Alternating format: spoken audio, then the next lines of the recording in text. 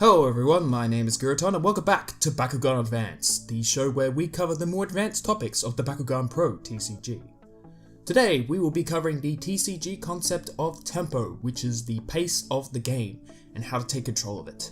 Tempo is a little bit of a vague concept, but we will try to explain how it applies to Bakugan in this video. We will be covering the following subjects in this video. In part 1, we will be covering what is tempo.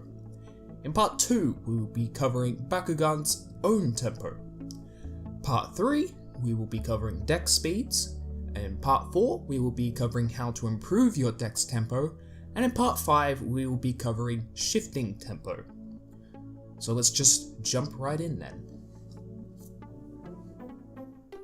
Part 1. Tempo is the concept of when things happen in the game and how effective each turn is.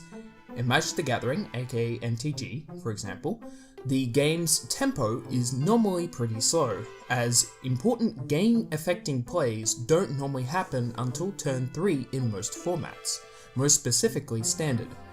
Things can happen earlier, but most decks begin most of their important plays then. Vanguard has a similar tempo, as most plays don't begin until you ride Grade 3. Buddy Fight and Yu-Gi-Oh! However, are high-tempo games, as the most important turns are turns 1 and 2, because you can play almost anything in your deck from the first turn. Tempo also covers the entire concept of time in the form of total turns within a game. Vanguard is generally quicker than a game of an MTG, because the game tends to end sooner, though exceptions apply of course. But Buddy Fight and Yu-Gi-Oh! Both are still faster because their main win conditions can be achieved so much sooner. So understanding how early people can shift the game and how quickly a win condition can be achieved is important in understanding a game's tempo. There is also deck tempo, and we will get more into that later in the video, but different decks obviously have different speeds. If you understand what your opponent's tempo is, you can exploit that tempo by either speeding up your own plays to win before they can build up their strategy, or slow down the game so your opponent's early tempo runs out. Part 2. Now, due to sharing the mana system with MTG, you would think Bakugan is a slow tempo game. However, if you watched our last Bakugan Advance video, you will know that it isn't. MTG is a slow game because boards of creatures that attack to win the game must be built up over time. Bakugan instead starts you off with your creatures already in play and ready to attack, so from turn 1 you can do so and start winning the game immediately. Bakugan has a pretty quick overall tempo too. While not as quick as Yu-Gi-Oh! And Buddy Fight, Bakugan still has a general 4 to 6 turn game time. Mostly because team attacks are just so powerful that even control-focused decks can deal enough damage in a team attack to close out games on turn 3 without any damage boosting cards, assuming the opponent can't use their flips. Part 3. Different decks run at different speeds. Fortunately, TCG communities found out how you can class each deck depending on their speed and how they want to use it. You have probably heard these terms being used before, but may not understand their meaning, so let's just go over all of them. Aggro. Aggressive or aggro decks are designed to hit hard and hit fast, using high tempo to win the game as soon as possible. They don't rely on card advantage at all, nor care what the opponent is doing exactly. They simply want to win the game as soon as possible to the detriment of all else. As a result, they tend to fail more in the longer the game goes on, to the point where, in Bakugan, a single brawl loss can cost an aggro's deck's entire game plan. Rapid Fire Fury is a great example of an aggro deck in Bakugan. Most of Rapid Fire increases damage, and the Rapid Fire mechanic inherently uses more cards per turn than other decks, so Rapid Fire focuses on getting the game over and done with before it runs out of cards to use. Tempo. Yes, there is a deck type named after this concept. Despite this, it's actually a really rare type to see. Tempo decks use the natural pace of the game and surf it to victory, making sure no turn is wasted and getting in all the damage they can. They act a lot like an aggro deck, but care more about keeping control over the game and never letting it go rather than desperately trying to end games before they lose control. In MTG, a tempo deck uses high value but cheap creatures, making sure it follows a turn-by-turn mana curve and using counterspells to stop the opponent from having stronger board control and allowing you to attack with the high value creatures. In Hearthstone, keeping board control and card advantage while hitting the opponent for damage is a tempo deck. Unfortunately, Bakugan currently lacks a good example of a true tempo deck, because nearly all of them fall under the next category instead.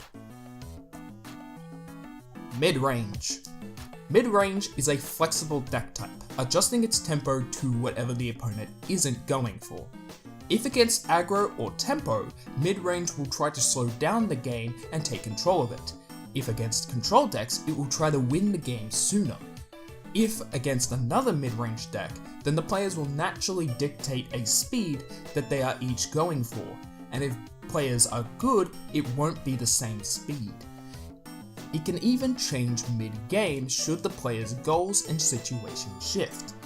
Chaos Titan Nilius is a perfect example of a mid-range deck, using efficient cards and Bakugan to adjust to whatever the opponent is doing until Chaos Titan Nilius itself is out and starts really taking control of the game, or by speeding it up by dealing more damage with Red Fists.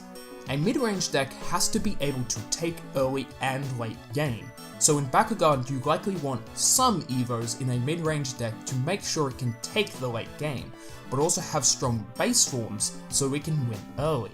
A deck built with our deck building guide will likely result in a mid-range deck, as mid-range often doesn't deviate from the most average build in a given game. Control. Control decks are the slowest kinds of decks. They don't try to win early nor adjust to the opponent, but force the opponent to play under their speed, and it's often a slow one. In MTG, a control deck uses stall tactics such as using counterspells to stop the opponent's most important plays, giant defensive creatures that can block a lot of the opponent's creatures, and lots of card advantage to keep healthy until they can achieve their win condition. Mono Ventus Turbo, despite the name implying speed, is a perfect example of how a control deck in Bakugan works. It slows down the game by using big base form Bakugan with low damage output to stop the opponent from winning brawls and dealing damage, while having very efficient B.B.T.A manipulation cards, lots of flips and damage reduction. It wins by reaching the late game and having Winter's 15 energy effect go off, normally via huge knowledge or by keeping control of the game for so long that the team attacks deal enough damage to win. Combo. A weird sort of subtype is the combo deck. While normally a control deck, combo decks don't have a set speed to them. They can either be really fast, really slow, or just win when a mid-range deck would, and sometimes you can never tell when. Their common ground is that they rely on specific sets of combos, while often ones that win the game in a very particular way. Two combo decks that have made their way into Bakugan is Pyrus Serpentee's Burn and Aurelus Trox OTK. Serpentee's Burn uses Hyper Serpentees and a built-up set of rerolls to continuously burn the opponent to win in one turn. Whereas Aurelus Trox is similar and plays a bunch of cards on Trox before playing Clone Army on it and winning the brawl with a lot of B power and damage, and is quite a bit of Frost Strike. Both decks use a combo to eliminate a player. Understanding deck types means you can adjust your plays and tempo according to the opponent, but also better understand your own deck strategy and build even better decks. So this is a bit of a double lesson. Part 4. Improving your own tempo begins with understanding your own deck, card advantage, and choosing the right amount of each cost of cards. We just went over the deck types, and you can see our previous video for learning card advantage, but what amounts to each cost you want was only glossed over in our deck building basics video. Generally speaking, the lower cost the card is, the faster it is, but you also need to account of your energy curve. An energy curve is an understanding of how many of each different card costs you have. An optimal mid-range curve can be seen in our deck building basics video. Just playing low cost cards will make you lose cards very quickly, but only playing higher cost cards ruins your tempo, so you want to balance out your low cost and high cost cards so that you can optimally use all your energy every turn unless you are playing aggro or control. If playing aggro, you want a lot of low cost cards and barely any high cost cards, unless it's a card that can clinch out games right at the end. Control decks still want low cost cards, but the cards have to be really efficient for their cost and not waste any card advantage. This is so they can survive long enough to reach late game and use their high cost cards. Damage reduction cards are surprisingly fitting for this role due to their low cost but high impact in terms of game stalling. But of course, winning brawls stops all the damage. Tempo decks use a slightly different curve to mid-range, being a bit more even in its spread of costs, because it was wants to be using all its energy every turn but with as little cards as possible. Understanding how your deck wants to play the tempo game will improve your card choices and your ability to play them. Part 5. Tempo is never a set in stone thing during a game. A deck that wants to play slow sometimes has to play fast, and a deck that is normally fast sometimes has to play slow. Working out who is going to play the aggressor and who is going to play the defender, and when those roles shift, is an important skill even in Bakugan, where both players share a turn and there is no board control. Players in the aggressive role normally are closer to the win condition or have enough card advantage to push with. Players in the defensive role are obviously in the other seat.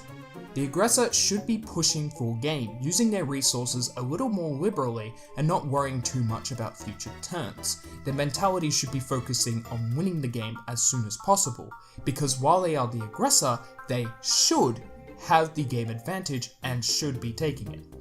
A defensive player should try to use as few cards as possible and reclaim the game, even if it means relying on flips so that they don't waste card advantage. Their goal is to get back into the aggressor role by reclaiming either card or game advantage. Switching between these roles in the middle of the game is important, because you aren't always going to be in one or the other. For example, say you are playing an aggro deck against a mid-range deck. You start the game as the aggressor, so pushing for damage as fast as possible is important because that's your deck's speed, and your opponent should shift to defensive to begin with. Because of this though, your opponent will be building up their hand and hoping you fail to win. If you do fail by the time you are low in hand, you need to shift to the defensive unless you can see victory right in front of you. Doing so too late, or pushing your luck a little too far, can lose you the game as your opponent overpowers your aggression and puts you in the bad position. Sure, your deck is not as good as a defensive deck, but a chance at winning is still better than running out of gas and being a sitting duck. If you are fighting the same kind of deck though, you need to keep an eye on deck count, B power counts, and card advantage to work out who the aggressor is. If you can correctly identify who is in what role at any given time, you can keep your overall advantage up and be the aggressor for as long as you need to win. Combo decks play the tempo game, but not nearly as much like for combos like Aurelius Trox and Pyrus Serpentes. They simply just want to live long enough and have enough card advantage to get their combos, and do not care about shifting the aggressor and defender roles as much. However, they still have to win before the opponent, so keeping an eye on your opponent's tempo can allow you to judge how far you want to take your combo, or even if you want to ditch it entirely. Clone Army Trox, for example, rarely runs flips through, and so against an aggro deck should probably ditch their combo and focus entirely on staying alive. The tempo game is probably even more important than the card advantage game, so practice keeping an eye on all of this. So, in summary, tempo is an understanding of the game's pace and when cards are played to achieve goals. A player who has a strong understanding of tempo can often put the game state in their favour without having to resort to game-changing cards or having an abundance of card advantage. Different decks have different base speeds, but being able to see how those decks use tempo and how to put them at a disadvantage can win you games even in bad matchups. Players take the role of aggressor and defender. with the aggressor pushing their tempo to go faster and win the game sooner, and the defender trying to slow it down until they could be the aggressor. Switching your playstyle to fit the role you should be at that point of the game can help you win in the long run. And I hope you enjoyed this episode of Bakugan Advance. This is a concept I'm still not the best at in my own play, so I don't know all the tricks behind tempo when playing roles, but hopefully this will get you thinking on how to take control of the game's tempo and using it to your advantage, and make you a better player overall.